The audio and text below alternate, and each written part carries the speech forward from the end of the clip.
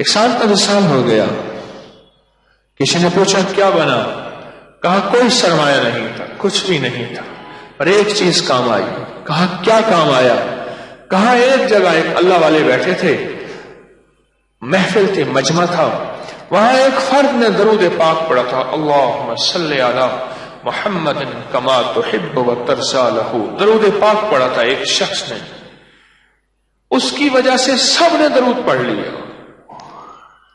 ان میں کوئی ایسا مقبول محبوب بندہ تھا، اس کا درود اللہ کے ہاں کوئی ایسا قبول ہوا، وہیں بیٹھے بیٹھے میرے رب نے میری مغفرت کر دی. آئیں اس عمل کو ہم دہرانا لیں. کیا پتا اس مجمع میں کون ایسا ہو، میرے دائیں میرے بائیں، میرے آگے میرے پیچھے، میرے مطابق اس کی کوئی حیثیت نہ ہو، لیکن اللہ کے ہاں اس کا بڑا وقار، اللہ کے ہاں اس کا بڑا مقام، اور میرے رب کے ہاں اس کی بڑی حیثیت، اور میرا وہ درود پڑھا میری بخشش کا سامان بن جائے. ایک اگلی بات اس سے بڑی حیرت کی ہے، بخشا ہوا جو معصوم بندہ ہوتا ہے، جو بخشا ہوا ہوتا ہے، وہ جو بھی مانگے قبول ہوتا ہے. کیوں؟ اپنا بیٹا اور اپنا محبوب جو مانگے اس کے مطالبے رد نہیں کیے جاتے. کیا خیال ہے نا؟ اور ابھی جو ہم عمل کرنے لگے ہیں درود پاک کا، اس کا اگلا فائدہ بھی بتا دو. آقا کا فرمان میرے کملی والے کا، ہر دعا زمین اور آسمان کے درمیان لٹکی رہتی ہے، عرشوں پہ نہیں جاتی. ہاں وہ دعا جس کے ساتھ درود پاک ہو عرشوں پہ چلی جاتی. میرے دل میں ایک بات ہے، اس دعا ابھی ہم جو درود پاک پڑھنے لگے ہیں، ایک ہی دعا پڑھیں گے، اس سے پہلے ہم 3 دعائیں دل میں رکھ لوں. میں دعائیں بھی بتاتا ہوں. سب سے پہلے یہ دعا ہے کہ اللہ کامل ایمان عطا فرما. مولا ساری کائنات، دولتیں، عہدے، چیزیں، ہر چیز مل گئی اور مجھے کامل ایمان نہ ملا. اللہ مجھے کامل ایمان عطا فرما. دل میں رکھ لی بات. اور اللہ مجھے اور میری نسلوں کو، بڑی اونچی دعا کہہ رہا ہوں، پہلی دعا سب سے اونچی ہے، اگلی دعا ذرا اور اونچی ہے. اس کے بعد کہ اللہ مجھے اور میری نسلوں کو اور پوری امت کو برکت اور عافیت عطا فرماؤ.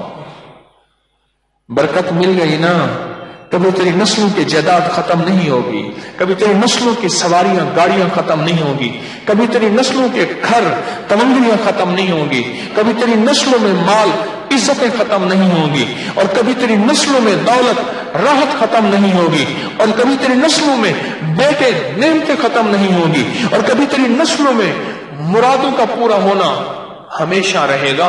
جس کو برکت مل گئی اور عافیت مل گئی، ہمیشہ راحتیں، رحمتیں، عافیت، شفا، عافیت، عطا، عافیت، اور بیماریوں سے خلاصی، عافیت، کھانا کھایا ہضم ہو گیا، عافیت، کھانے کے بعد اگلی نعمتیں ملی، عافیت، عافیت، اور میں ابھی بیٹھا اٹھا اور اٹھ کے چل پڑا، عافیت، آنکھ بند تھی کھل گئی، عافیت، کھلی آنکھ تھی بند نہ ہو سکی، چھن گئی، عافیت، منہ کھلا کا کھلا رہ گیا. کبھی چھینک آنے سے پہلے کسی کو کہنا موبائل پہ میری تصویر بنا، جلدی کر، اس نے موبائل پہ تصویر بنائی. کبھی تصویر دیکھیں، اگر وہ تصویر وہیں کی وہیں رہ جائے. اس لیے فرماتے ہیں چھینک کے بعد الحمدللہ کیوں پڑھتے ہیں؟ اے اللہ میرا چھینک میں چہرہ خطرناک ہو گیا تھا، اگر وہ وہیں کا وہیں رک جاتا، خطرناک چہرہ واپس اپنی حالت پہ آ گیا، عافیت. ایک قدم کے بعد دوسرا قدم اٹھا، عافیت، اور قدم کے آگے کیچڑ، کیلے کا چھلکا، کوئی گٹر کا ڈھکن، کوئی ایسا نقصان نہیں کہ میں اس کے اندر گر جاؤں، میری ہڈیاں چور ہو جائیں، میرا جسم چور ہو جائے. وہ میں قدم پہ قدم اٹھاتا گیا، عافیت. زندگی میں خیریں، رزق، راحت، رحمت، برکت، عطا، شفقت، یہ سب عافیت، عافیت، عافیت. میں تو عافیت کی تعریف بھی نہیں کر سکتا. میں تو عافیت کی تشریح بھی نہیں کر سکتا. ابھی ہم ایک بار درود پاک پڑھنے لگے ہیں. ایک بار درود پاک پڑھ لیں, چلو پہلے سے اپنا سنبھل تو کر لیں, کچھ نہ کچھ سنبھال تو لیں کہ اس کریم سے مانگنا کیا ہے. کیوں؟ کریم ایسا سخی ہے کہ جتنا زیادہ مانگے خوش ہو جاتا ہے, تھوڑا مانگے کہتے ہیں بخیلا, کوئی اور مانگ لیتا, میرے در میں اس سے کہیں اور زیادہ ہے. اب ہم درود پاک پڑھنے لگے ہیں. پہلی دعا ہم نے دل میں کیا رکھ لی؟ اللہ کامل ایمان عطا فرما. زندگی کی خبر نہیں. اگر پہلی دعا کامل دولت مانگ لیں, گھر مانگ لیں, بڑی سواریاں مانگ لیں, بڑے بنگلے مانگ لیں, اور وہ مہر لگ جائے جا تجھے دے دیا, اور ایمان نہ ملا, سودا گھاٹے کا کر لیا.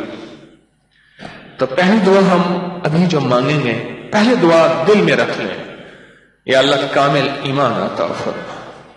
اور جو دوسری دعا مانگیں گے, دوسری دعا اللہ کے خزانوں سے, وہ یہ دعا مانگیں گے, اللہ برکت اور عافیت عطا فرما. برکت, عافیت, عافیت, عافیت عطا فرما.